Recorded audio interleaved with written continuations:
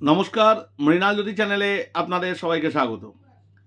আজকে বিবাহের ষষ্ঠ বচন নিয়ে আলোচনা করার কথা, এবং সেই অনুযায়ী ষষ্ঠ বচনে কন্যা তার স্বামীকে বলছে, দেশান্তরে বা সপুরান্তরে বা যদি প্রকুর্জা ক্রয় বিক্রয়ত্যম বামাঙ্গময়ামি তদাতরীয়ম ভাষাতে কন্যা বচনম চ ষষ্ঠ।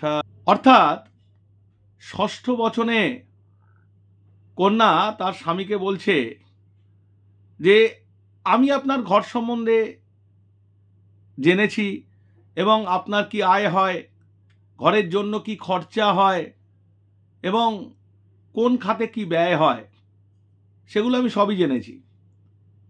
কিন্তু এখন আমরা বিবাহিত। আগে আপনার উপর যা দায়িত্ব ছিল, এখন তার দায়িত্ব অনেকাংশে বেড়েছে, এবং পিতামাতার প্রতি দায়িত্ব সেটাও অনেকাংশে বেড়েছে। কেননা বিবাহের পর সংসারের পূর্ণ দায়িত্বই আপনার ওপর। তাহলে সেই অনুযায়ী আপনাকে আপনার আয় এবং উন্নতি কিভাবে বাড়ানো যায় সেটা চিন্তা করতে হবে। খুব ভালো করে শুনবেন, এইখানে কন্যা কত সুন্দর কথা বলেছে।